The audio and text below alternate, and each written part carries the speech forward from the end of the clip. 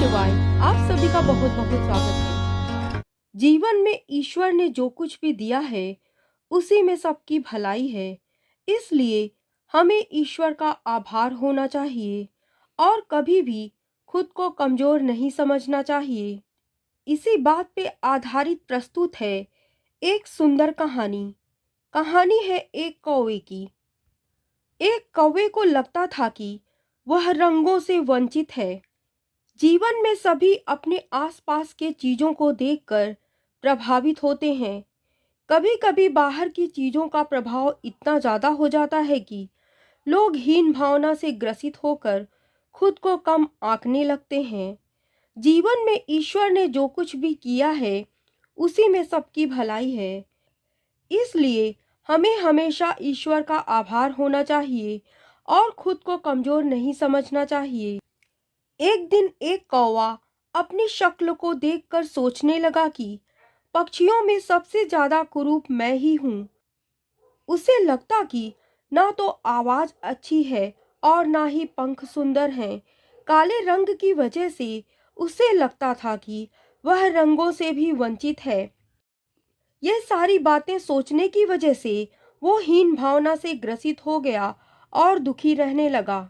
एक दिन बगुले ने कौवे की उदासी का कारण जानना चाहा, तो कौवे ने जवाब दिया कि तुम गोरे चिट्टे हो, मैं तो बिल्कुल काला हूँ। मेरा इस दुनिया में जीना बेकार है। तो बगुले ने कौवे से कहा कि दोस्त, मैं कहाँ सुंदर हूँ। तोते को देखो, हरे पंख और लाल चोंच। काश मेरे पास भी ये सब होता। बगुले की बात सुनकर कौवे को तोते की सुंदरता के बारे में जानने की इच्छा हुई। वह तोते के पास पहुंचकर बोला कि तुम इतने सुंदर हो, खुश तो बहुत होते होगे। जवाब में तोते ने कहा कि मैं खुश तो था, लेकिन मोर को देखकर दुखी हो गया क्योंकि वह मुझसे ज्यादा सुंदर है। मोर की खुशी जानने के लिए कौवा उसे जंगल में खोजने लगा, परंतु उसे एक भी मोर नहीं दिखाई दिया। जंगल वालों से पूछने के बाद पता चला कि मोर को चिड़ियाघर वाले उठाकर ले गए हैं। कौवा मोर की तलाश में चिड़ियाघर पहुंच गया। वहां पर उसने मोर से उसकी सुंदरता पर चर्चा करनी चाहिए, लेकिन मोर उल्टा रोने लगा। उसने कौवे से कहा कि ईश्वर का धन्यवाद करो कि तुम सुंदर नहीं हो, वरना पिंजरे में होते।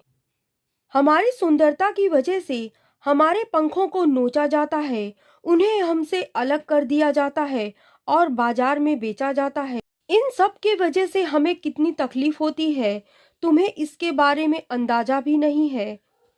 सबसे अच्छा जीवन तो तुम्हारा है। तुम बिना किसी भय के कहीं भी जा सकते हो।